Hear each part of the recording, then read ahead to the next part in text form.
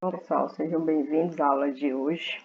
Hoje nós vamos estudar sobre a Revolução Industrial, que aconteceu no século XVIII e foi um dos acontecimentos mais importantes, né? Ela é chamada de Revolução porque ela traz transformações tanto sociais como econômicas, políticas. Ela vai mudar toda a forma como as pessoas produziam produtos e mercadorias aí no início do século XVIII, certo?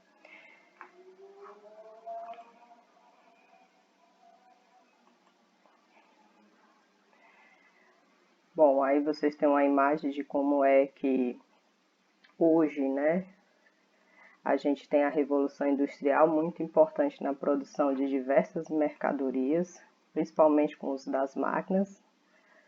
Mas voltando um pouco, né, até o século XV, a maioria da produção era artesanal, né?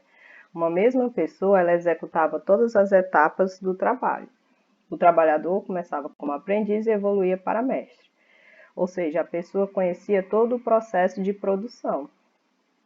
Era ela que cortava, ela que pintava, ela que fazia, por exemplo, todo o trabalho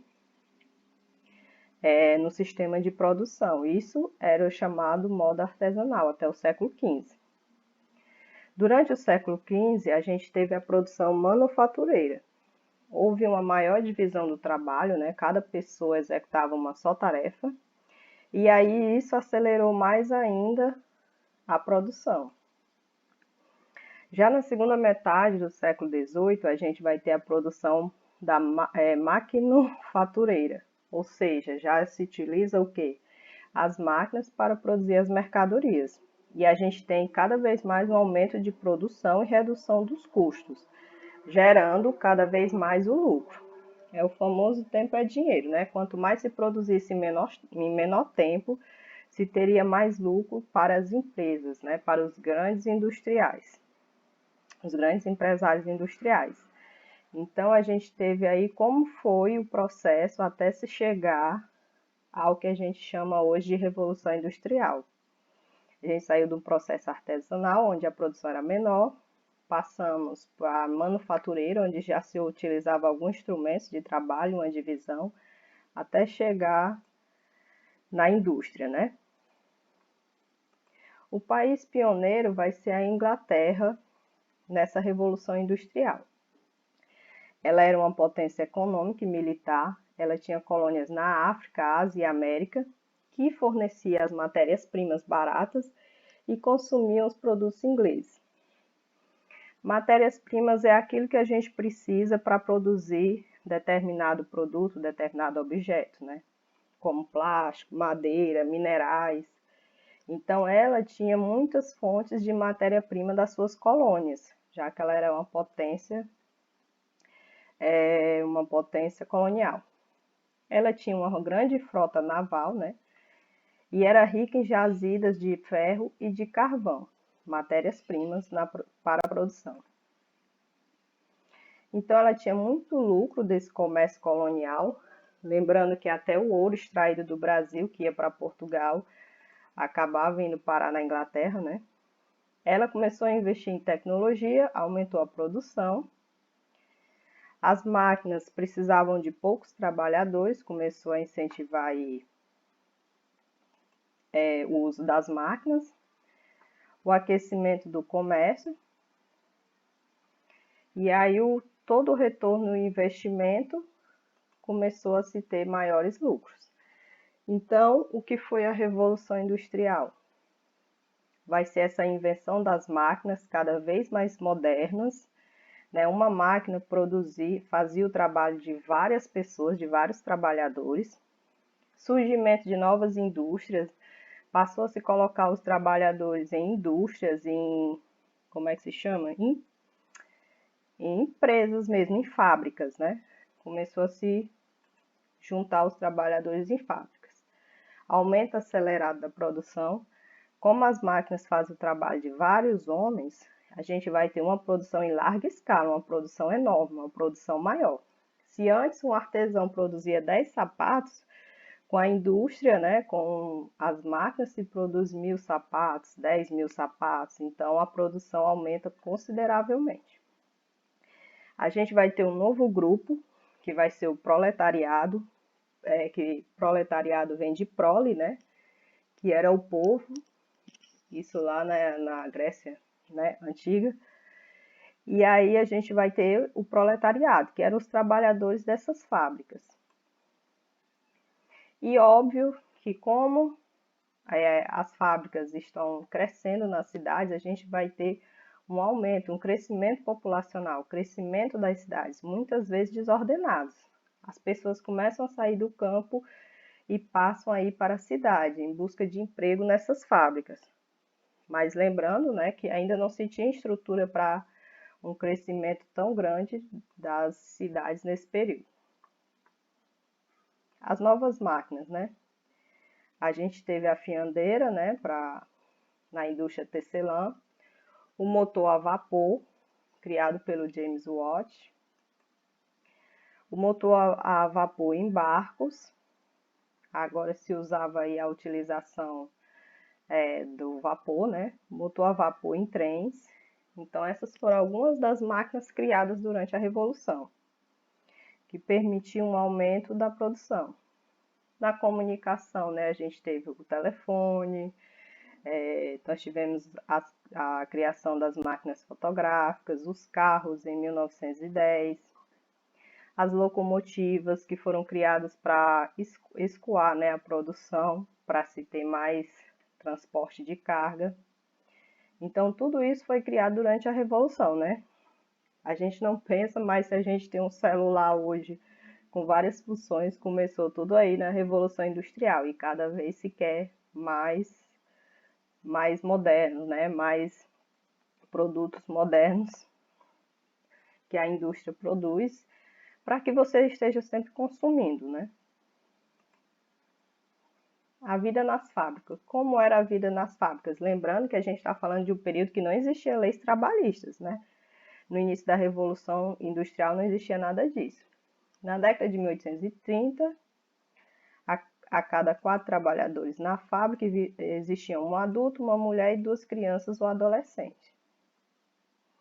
Lembrando que nessa época a criança não era vista como criança, como a gente vê hoje, né? A criança era um adulto que não cresceu ainda. Não se tinha essa ideia de infância, adolescência e vida adulta. Então as crianças, a partir dos 5 anos, elas já trabalhavam, elas eram castigadas se cometessem erros. A jornada era 6 dias por semana, de 12 a 15 horas por dia. Recebiam salário de aprendiz, o menor de todos. Então eram péssimas condições, né? As pessoas empregavam seus filhos tentando aumentar aí a renda, né? Lembrando que a mulher recebia metade do homem e as crianças menos ainda. Então se juntavam várias pessoas da família para conseguir ter algum lucro. Foi aí também que surgiu os cortiços, né? Do lado das fábricas, para ficar mais perto os trabalhadores ficarem mais perto dos trabalhos, né? Homens e mulheres sempre ameaçados do risco do desemprego, trabalhavam em ambientes insalubres, sem ventilação, sem iluminação, né, com máquinas perigosas. Aceitavam o aumento da jornada, pagamentos injustos e até diminuição do seu salário. Ou seja, para não perder o seu emprego, eles aceitavam as péssimas condições de trabalho. Na fábrica havia pouco espaço de circulação de ar e de pessoas, geralmente eram sujas, ocorriam acidentes e mortes, só era permitido parar para trabalhar no jantar, fora isso comia-se enquanto trabalhava, as pessoas adoeciam de cansaço e má alimentação. Nas cidades o ar era poluído por causa da fumaça das fábricas, se a gente pensa que até hoje né? Imagine no início da Revolução. Não havia saneamento básico nem áreas específicas para construir casas aos operários. Aí uma imagem, né, da indústria inglesa. Quem eram os donos das fábricas? Os donos das fábricas eram conhecidos como burgueses. Lembram que a gente viu sobre a Revolução Francesa e o crescimento da burguesia? Então, os burgueses eram donos das fábricas. Eles construíam as fábricas, eles compravam as máquinas, compravam a matéria-prima e pagavam os salários e ficavam com lucro. Então, eles obtinham lucro, muitas vezes pagando baixos salários e aumentando a jornada de trabalho, né, dos proletários.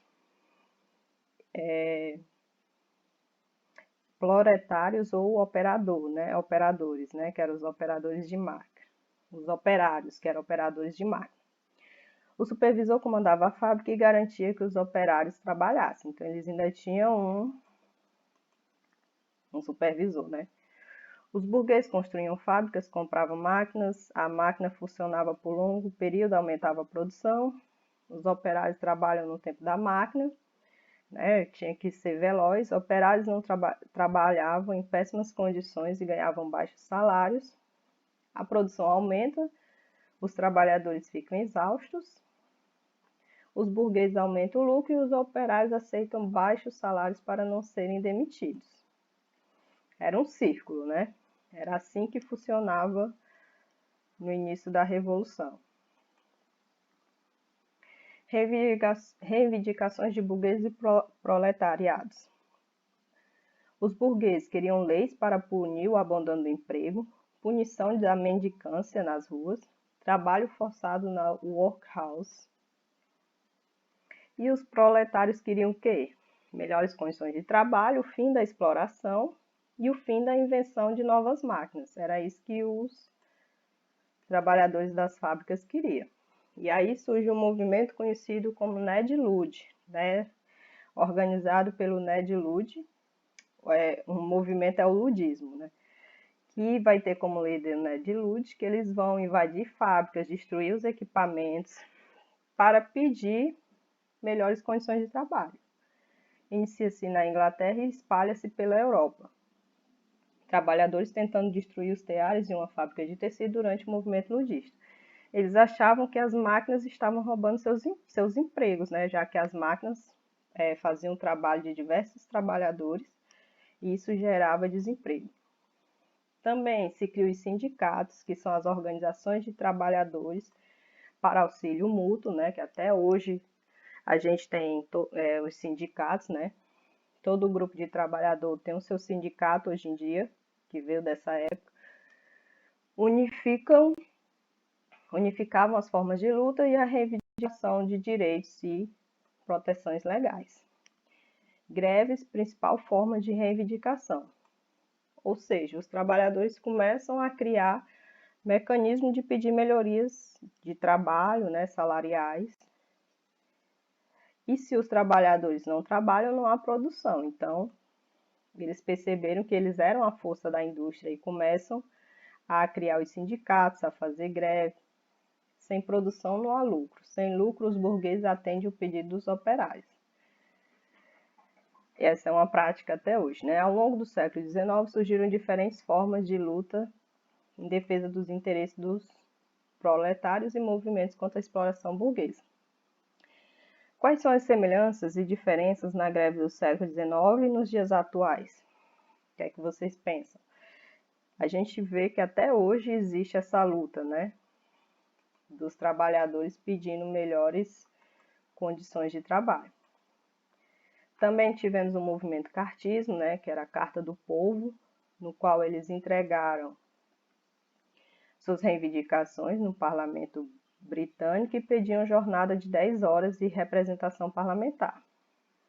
A gente teve o socialismo, que foi essa doutrina ideológica que defendia modificações na sociedade, organização dos trabalhadores em sociedades mais justas, e os socialistas utópicos, que não tinham um plano para concretizar suas ideias. O socialismo foi essa corrente ideológica, né, que vai influenciar vários partidos, várias sociedades e pregava uma sociedade comunista, uma sociedade sem propriedade privada, sem os meios de produção, uma sociedade sem propriedade privada dos meios de produção, uma igualdade de direitos e os trabalhadores sendo a base dessa organização.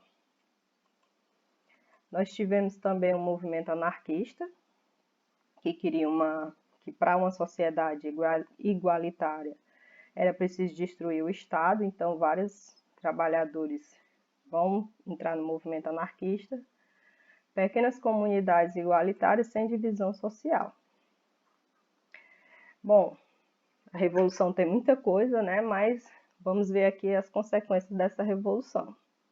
Divisão e organização do trabalho com o objetivo de rentabilizar os recursos. Era caracterizado pela produção em série, o trabalho operário passa a ser rotineiro, crescimento dos subúrbios desorganizados e sem condição de higiene das cidades, a alteração de paisagens, a poluição, que é um problema até hoje da Revolução Industrial, né? A questão ambiental da poluição que a indústria gera. A oficina deu lugar à fábrica, o artesão deu lugar ao operário, recurso ao trabalho infantil, né, que hoje é proibido por lei, né, o trabalho infantil, concentração industrial e crescimento das cidades. Essas são as principais características aí da Revolução. Bom, pessoal, vamos ficando por aqui, né? A aula ficou um pouco longa, mas espero que vocês tenham entendido. Até a próxima.